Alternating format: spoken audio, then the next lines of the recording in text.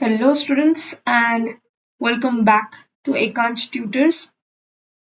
तो पिछले क्लास में हमने ये टेबल देख लिया था एंड हमने देखा था कि how to calculate packing efficiency, total volume of particles and the radius of the particle sphere and the volume of sphere. अब इस क्लास में हम देखेंगे number of particles and unit cells in xg of metallic crystal. ठीक है, so let's get started.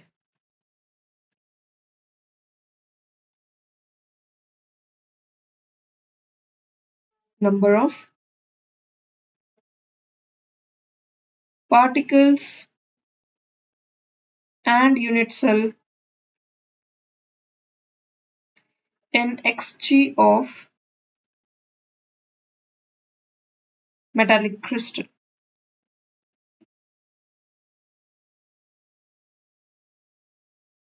आप पूछेंगे ma'am ये xg क्या है, तो x अमाउंट और x ग्राम।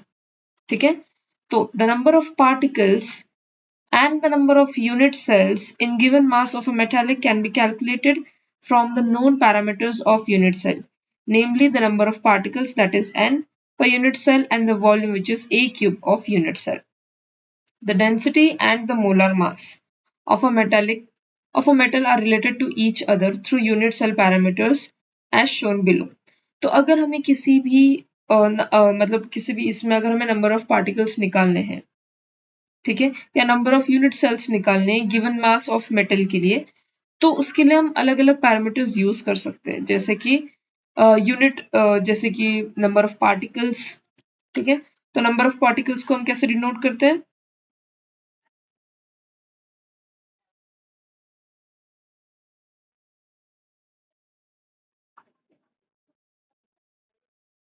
n से। ठीक है, फिर होता है वॉल्यूम जो कि हमारा a क्यूब, इसके बाद में डेंसिटी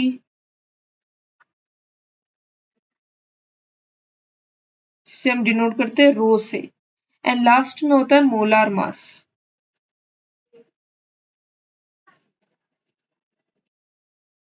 कैपिटल M। ठीक है, और यहाँ पर जो हमारा मोलर मास और डेंसिटी वो एक दूसरे से रिलेटेड होते हैं। कैसे, अगर मैं ले लूं डेंसिटी, तो density is nothing but mass per volume, तो number of particles in unit cells divided by the volume of unit cells, that is m multiplied by m divided by na। na is nothing but Avogadro number।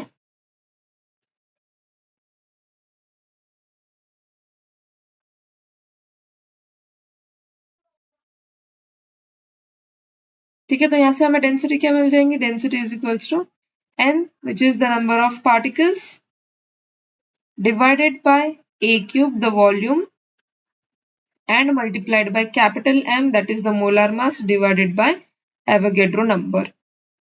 ठीक है, तो यहाँ से हमें हमारा एक we can say relation मिल जाता है for molar mass and density, जो कि कहता है molar mass is nothing but density times the volume times the Avogadro number divided by the number of particles in a unit cell.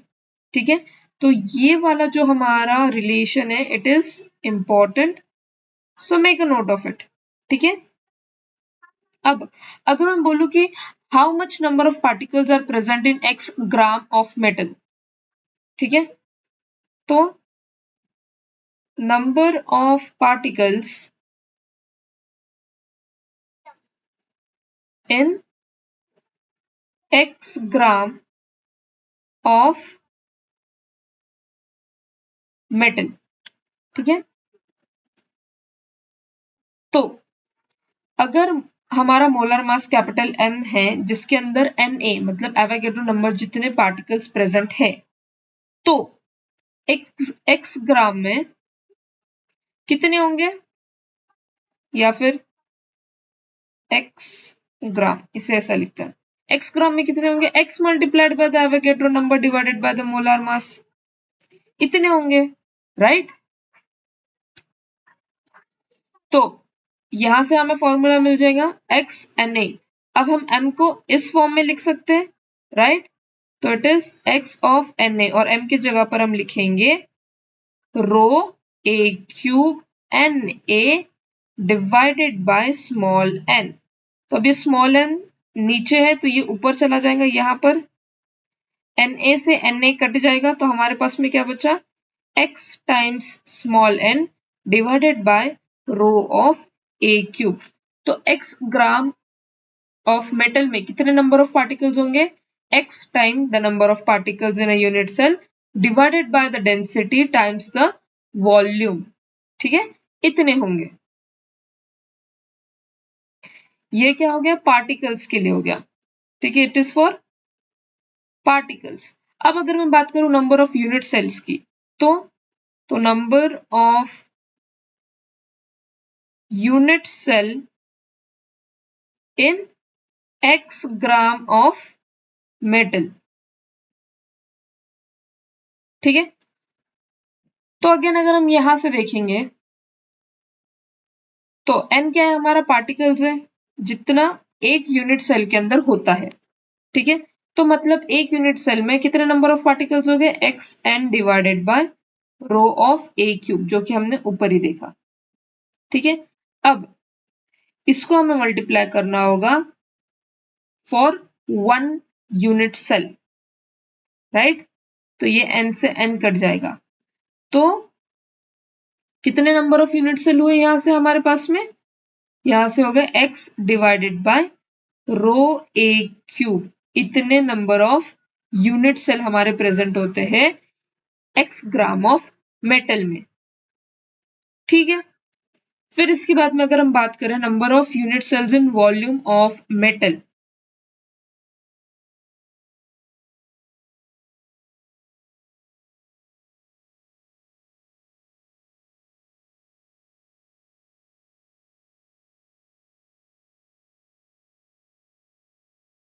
ठीक है, x gram of metal में कितने number of unit cell होने चाहिए, तो इतने होने चाहिए।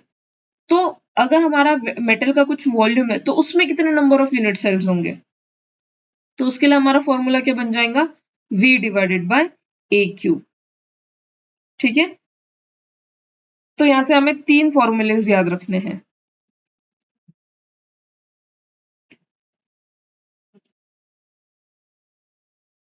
कौन से, तो सबसे पहला हमारा फॉर्मूला है फॉर नंबर ऑफ पार्टिकल्स।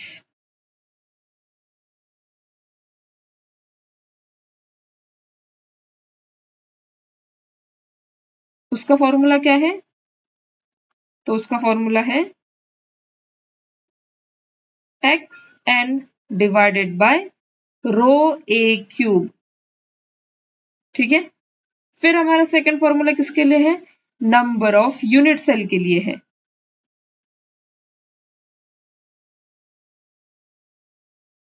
और किसमें, in x gram of metal.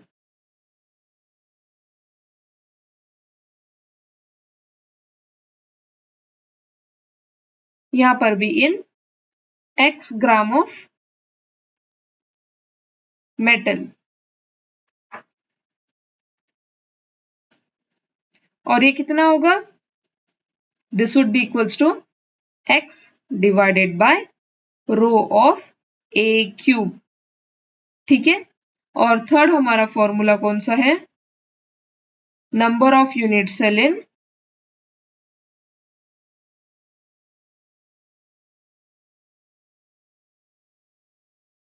Volume of metal.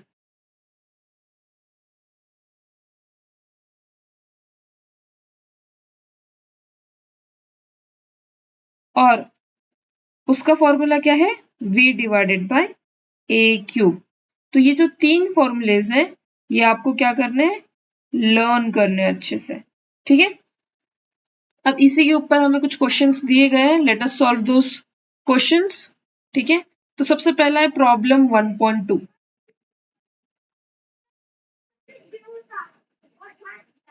Problem 1.2, तो प्रॉब्लम 1.2 क्या कह रहा है, a compound made up of element C and D crystallises in FCC structures. ठीक है, तो यहाँ पर हमारे पास में एक कंपाउंड है जो किससे मिला हुआ है, एलिमेंट C और D से। ठीक है, जिसका स्ट्रक्चर क्या है, FCC है। atoms of C are present at the corners of the cube and atoms of D are the centers of face of the cube. What is the formula of the compound? ठीक है, तो यहां से हमें क्या given है, अगर हमारे पास में एक FCC का यूनिट सेल है,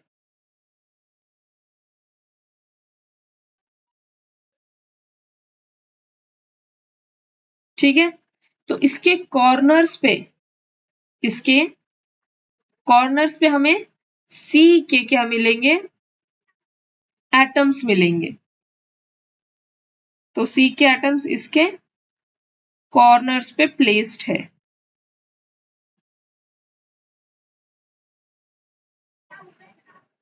और D के जो एटम्स हैं वो इसके फेस पर प्लेस है। ठीक है, 1 2 3 4, सामने वाला और इधर से पीछे वाला 5 और 6। ठीक है, तो आगे हमें इसका फॉर्मूला निकालना है। ठीक है, अब C atoms are present at the 8 corners. So the contribution of each corner atom to the unit cell is 1/8 atom. Hence the number of C atoms that belongs to the unit cell is 1. ये हमने already किया है, right? Corners के atoms को हम कैसे count करते हैं? सो इसका आंसर कैसे आएगा? For C total number of atoms in the unit cell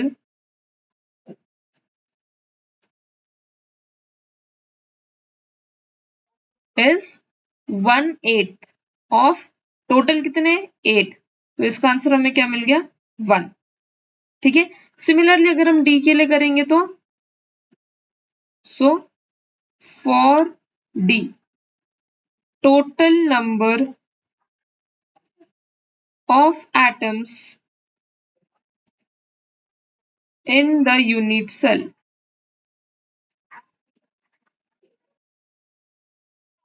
is equal to, her atom कितना कंट्रीब्यूट कर रहा है? Half.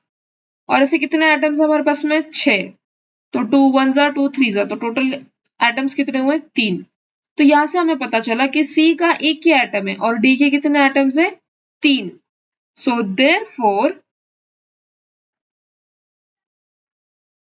the formula of the compound would be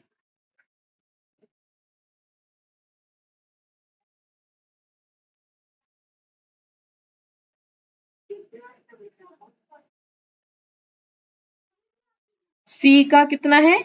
एक ही है और D के कितने? 3 है, तो इट इज CD3। C1D3 मतलब क्या हुआ? CD3 हुआ। तो ये हो गया हमारा सोल्यूशन फॉर प्रॉब्लम नंबर 1.2। ठीक है, अब हम देखेंगे प्रॉब्लम नंबर 1.3। फाइन,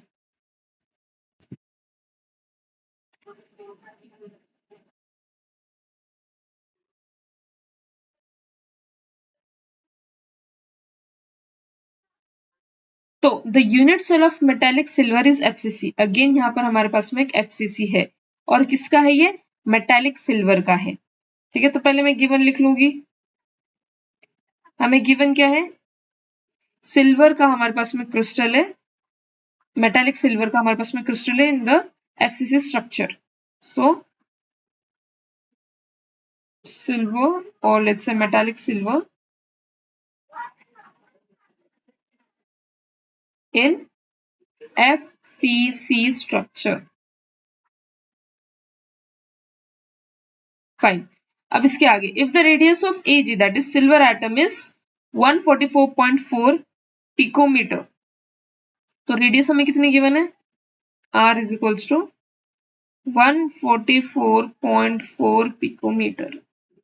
फाइन, ठीक है, calculate age length of unit cell, volume of silver atom, the percent of the volume of unit cell that is occupied by silver atom and the present of empty space। तो हमें calculate क्या करना है?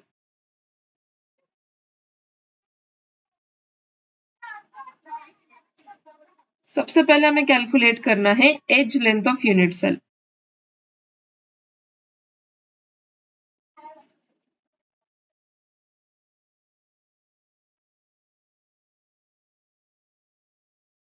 उसके बाद में हमें क्या कैलकुलेट करना है? उसके बाद में हमें कैलकुलेट करना है volume of AG atom, that is silver atom का वॉल्यूम कैलकुलेट करना है। उसके बाद क्या करना है हमें? Percent of volume of a unit cell.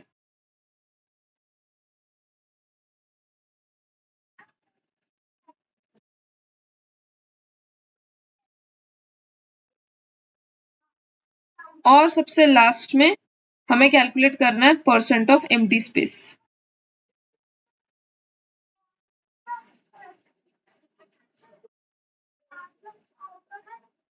ठीक है, तो सबसे पहले let us solve for the very first, that is option A. ठीक है, तो ए के लिए अगर हम फाइंड आउट करेंगे तो हमें पता है यूनिट सेल के हमें क्या गिवन है, रेडियस, राइट। और हमें ये भी पता है एफसीसी का जो अगर हम यूनिट सेल ले रहे हैं तो उसमें आर की वैल्यू कितनी होती है, ये हमने ऑलरेडी निकाल ली है, राइट।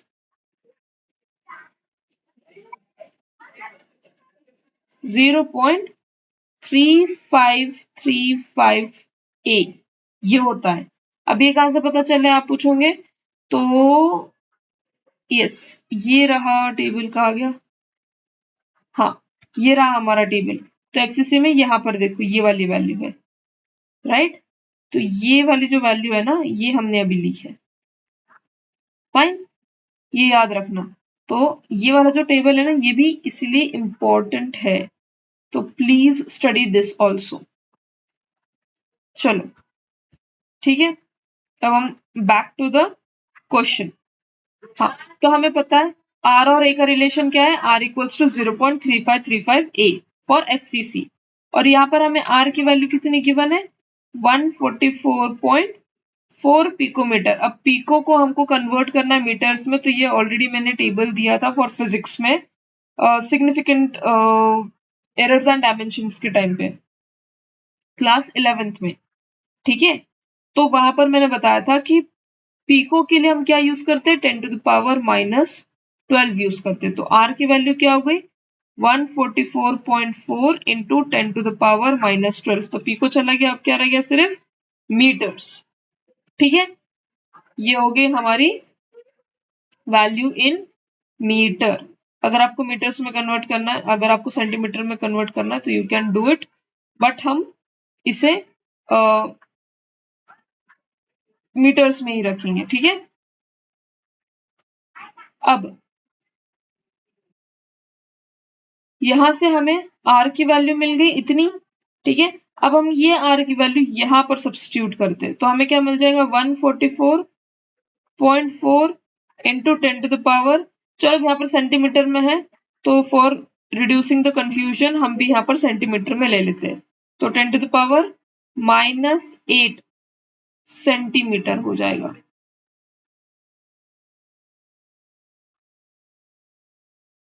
ठीक है, अब इसके बाद सॉरी -10 हो जाएगा, -8 नहीं -10 हो जाएगा। ठीक है, इज इक्वल्स टू 0.3535 टाइम्स ए। अब मुझे क्या निकालना है, ए निकालना है, तो मेरा ए क्या हो जाएगा, 144.4 इंटू 10⁻⁻10 डिवाइडेड बाय 0.3535। तो यहां से मुझे ए की वैल्यू कितनी मिल जाएंगी, it would be equal to 4.085 times 10⁻⁻8 centimetre. तो यहां से मुझे क्या मिल गई, मेरी एज लेंथ मिल गई। ए मेरी क्या है, एज लेंथ ही है, राइट। तो मुझे एज लेंथ यहां से मिल गई। अब I request all the students कि आप ये वाले जो कैलकुलेशंस है ना, ये वाले, ये आप खुद से करो, खुद से सॉल्व करने का एटलीस्ट ट्राई करो, ताकि जब आप एग्जाम में जाओगे तो आपको ये वाले जो कैलकुलेशंस है वो हार्ड नहीं जाएंगे। फाइन, आई होप यहाँ तक किसी को डाउट ना हो ना। अब अगर हम बात करें वॉल्यूम ऑफ एजी एटम की, तो for part B that is volume,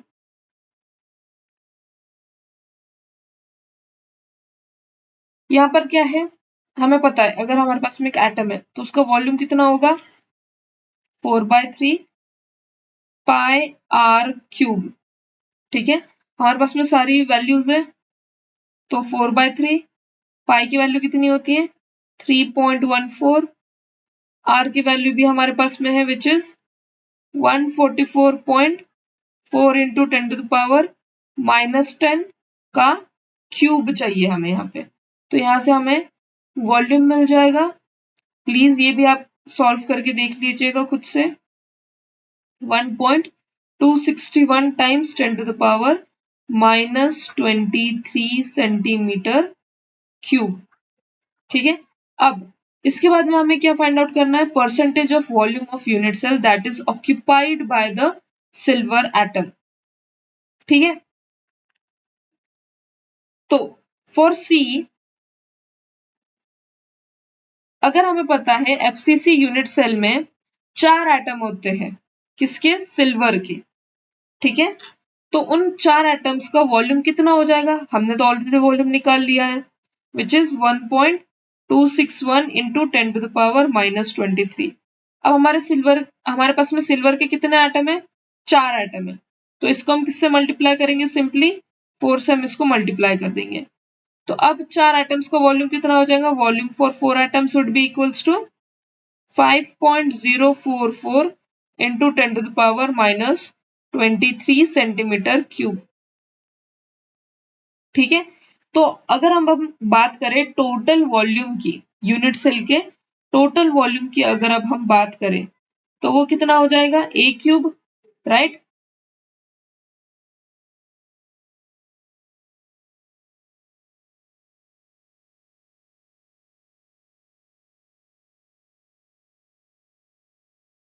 ए की वैल्यू ऑलरेडी हमने निकाल ली है, जो कि कितनी है 4.085 इंटू 10⁻⁻8 का क्यूब, और ये हमारा कितना हो जाएगा, it would be equal to 6.817 into 10⁻⁻23 centimetre cube. तो चलो अब हमारे पास में वॉल्यूम फॉर 4 एटम्स भी है और टोटल वॉल्यूम भी है। अब हमारा परसेंट का फॉर्मूला क्या हो जाएगा, तो therefore percent of volume occupied by Ag atom,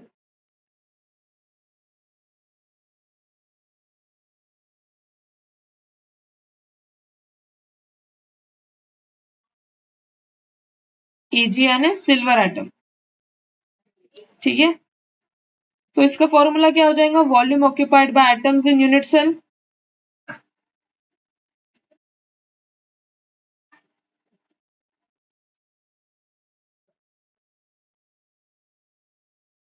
divided by the total volume of the unit cell।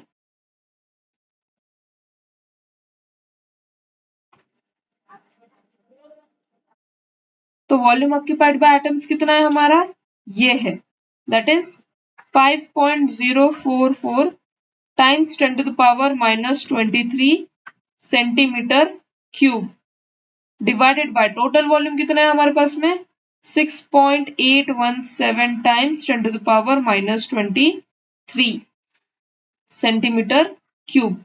तो हमारे पास में अगर हम इसे कैलकुलेट करेंगे, टाइम्स 100 भी होता है, राइट, क्योंकि हमें परसेंटेज निकालना है, तो मल्टीप्लाइड बाय 100। तो अगर हम इसे सॉल्व करेंगे तो हमारा आंसर आएगा लगभग 74%।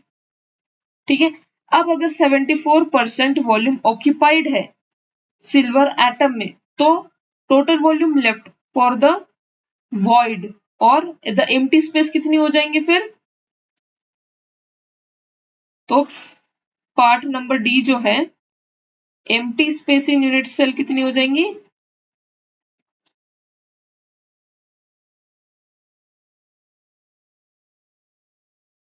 so it would be 100 minus 74%, that is nothing but 26%। ठीक है, तो 26% हमारी क्या हो जाएंगी, एम्प्टी स्पेस हो जाएंगी यूनिट सेल में। तो यहां से पार्ट ए का जो करेक्ट आंसर था वो था 4.085 इंटू 10⁻⁻8। पार्ट बी का करेक्ट आंसर था V equals to 1.261 times 10 to the power minus 23. Part C का करेक्ट आंसर था 74% और पार्ट डी का करेक्ट आंसर है 26%। ठीक है, अब इसके बाद में हम बात करते हैं प्रॉब्लम नंबर 1.4 की। ठीक है, सो प्रॉब्लम नंबर 1.4। अब यहाँ पर हमें क्या बोल रहे हैं, a compound is form by two elements A and B. एक हमारा कंपाउंड है जो कि ए और बी दो एलिमेंट से मिलकर बन रहा है। The atoms of element B forms CCP and the atoms of A occupy 1/3 of the tetrahedral walls. तो जो एटम्स है एलिमेंट बी के, वो कौन सा स्ट्रक्चर फॉर्म कर रहे हैं, CCP का स्ट्रक्चर फॉर्म कर रहे हैं। ठीक है, और जो हमारे ए के एटम्स है वो 1/3 टेट्राहेड्रल वॉइड्स का 1/3 जगह वो ऑक्यूपाई कर रहे हैं। तो अब हमारे कंपाउंड का फॉर्मूला क्या बनेगा। ठीक है, तो चलो, नंबर ऑफ टेट्राहेड्रल वॉइड्स कितने रहेंगे, 2b। क्यों, क्योंकि the number of tetrahedral voids generated is the twice the number of B atoms. तो जितने एटम्स बी के होंगे उसका ट्वाइस अगर हम कर देंगे तो हमें total number of tetrahedral voids मिल जाएंगे। ठीक है, तो total number of tetrahedral voids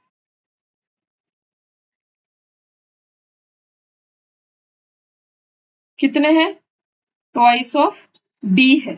ठीक है, अब जो हमारा एटम ए है वो कितना स्पेस ऑक्यूपाई करता है, 1/3 of the tetrahedral voids. In tetrahedral voids का 1/3 स्पेस वो ऑक्यूपाई कर रहा है। तो नंबर ऑफ ए एटम्स कितना हो जाएगा,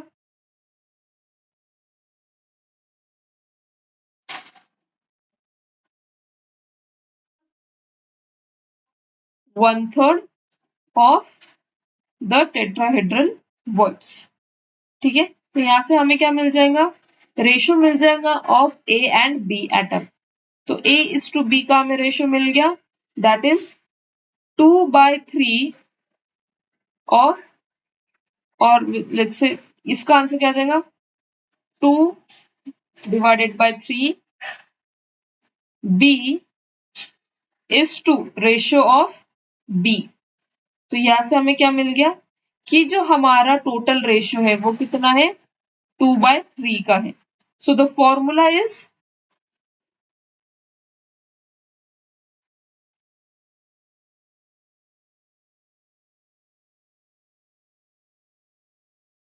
A2B3। ये हमारा क्या हो जाएगा, कंपाउंड का फॉर्मूला हो जाएगा। ठीक है, आई होप यहां तक किसी कोई डाउट ना हो। Now coming to question problem 1.5, niobium forms BCC structure. So there is an element called niobium and it is forming an BCC structure. तो यहाँ पर हमें डेंसिटी गिवन है नियोबियम की। ठीक है, तो पहले जो जो चीजें हमें गिवन है हम वो लिख लेते हैं। It is problem number 1.5। ठीक है, तो गिवन क्या है, डेंसिटी गिवन है जो कि कितनी है, 8.55 ग्राम पर क्यूबिक सेंटीमीटर।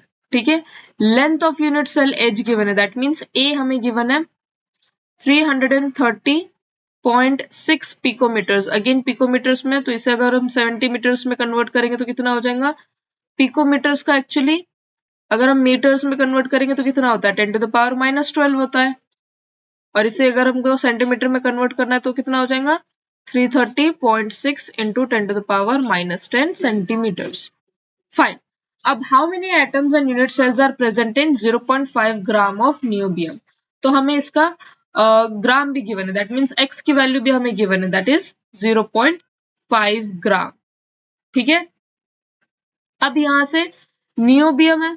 ठीक है, तो उसमें एन की वैल्यू सॉरी बीसीसी स्ट्रक्चर है, तो बीसीसी स्ट्रक्चर में एन की वैल्यू कितनी हो जाएंगी, 2 हो जाएंगी, राइट।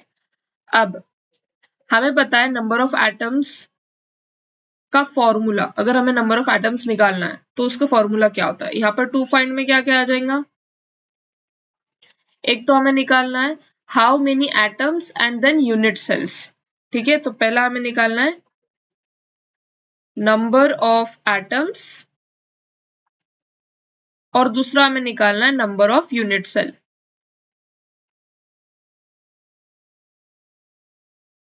ठीक है, तो let us start.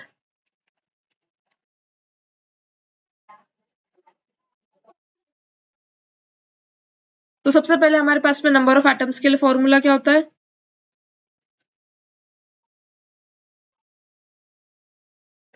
xn divided by rho of a cube.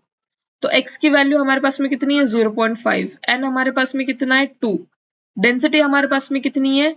8.55, right. और हमारे पास में अगर हम सेंटीमीटर्स में देखें तो हमारी वैल्यू कितनी है? वो है हमारे पास में a की 330.6 इंटू 10 टू द पावर -10। इसका क्या है? क्यूब है। तो नंबर ऑफ एटम्स के एक्चुअल वैल्यू क्या आ जाएंगे हमारे पास में? 3.25 टाइम्स 10 टू द पावर 21। अब हमें दूसरा क्या निकालना था?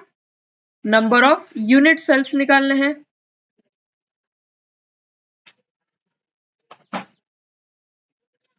और वो कितना है हमारे पास में? उसका फॉर्मूला क्या होता है हमारे पास में? उसका फॉर्मूला होता है xn डिवाइडेड बाय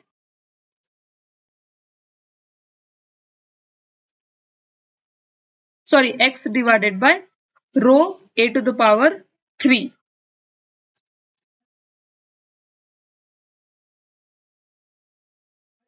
ठीक है, x की वैल्यू कितनी है? 0.5 डिवाइडेड बाय रो की वैल्यू कितनी है? 8.55 into 330.6 into 10 to the power -10। ठीक है, तो यहां से हमें वैल्यू कितनी मिल जाएंगी? 1.62 इंटू 10 टू द पावर 21। ठीक है, ये हो जाएंगी हमारी value for number of unit cells. अब इसके बाद में let us come to problem number 1.6। ठीक है,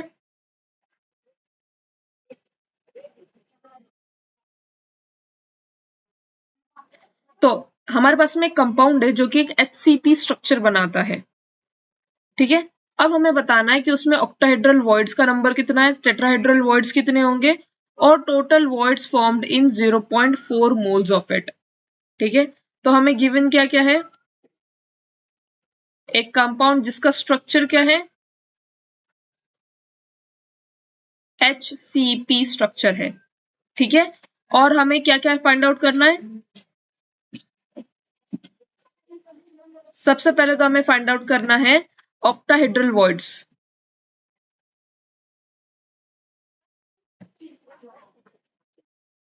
और फिर हमें क्या फाइंड आउट करना है? Tetrahedral void.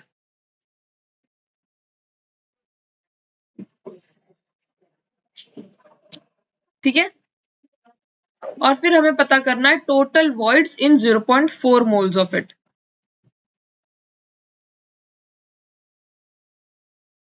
ठीक है, तो let us start with the solution. तो सबसे पहले अगर हमें वॉइड्स फाइंड आउट करना है तो हमें उसके पहले number of atoms find out करने होंगे। तो total number of atoms in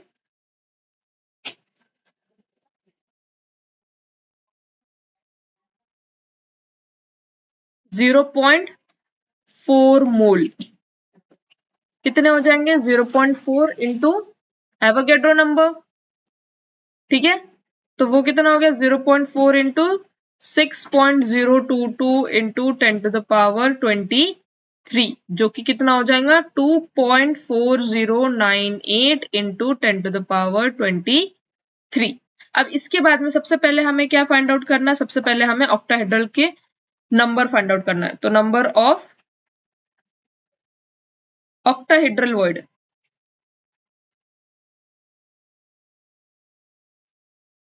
कितने हैं? तो ये हो जाएंगे टोटल नंबर ऑफ एटम्स जितने।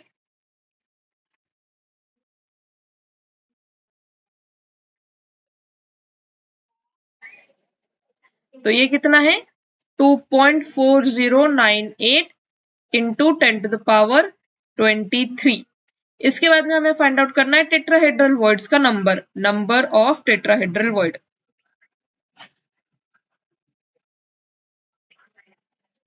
ये कितना होता है? Twice the number of atoms, twice into total number of atom.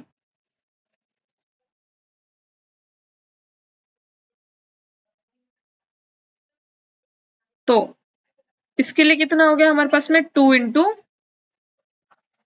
2.4098 times 10 to the power 23। तो यहां से हमें मिल गए 4.818 times 10 to the power 23 number of tetrahedral void. ये हमेशा ध्यान में रखना कि number of octahedral voids equal होते हैं टोटल नंबर ऑफ एटम्स के, और नंबर ऑफ टेट्राहेड्रल वॉइड्स होते हैं twice the number of atoms. ठीक है, तो अब लास्ट में हमें क्या फाइंड आउट करना है? Total number of voids.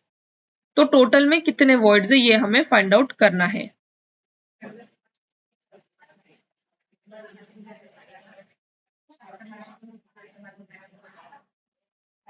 तो ये कितने हैं? इसका फॉर्मूला क्या होता है? जब हम ये दोनों को ऐड कर देंगे तो हमें टोटल नंबर ऑफ वॉइड्स मिल जाएंगे। तो it is 2.4098 times 10 to the power 23 plus of 4.818 times 10 to the power 23। तो टोटल में कितने आ गए? 7.227 times 10 to the power 23 is the total number of voids in our HCP structure। ठीक है, आई होप यहाँ तक के जितने भी क्वेश्चंस हमने सॉल्व किए वो सारे आपको समझ में आ गए हो। तो this is the end of today's lecture. Next lecture में हम पढ़ेंगे क्रिस्टल डिफेक्ट्स एंड इम्परफेक्शंस। ठीक है, so thank you for listening. आपको कोई भी डाउट हो तो you can comment down below. Please share the video amongst your friends, subscribe to the channel, and कोई भी डाउट हो तो please comment down below. Thank you everyone.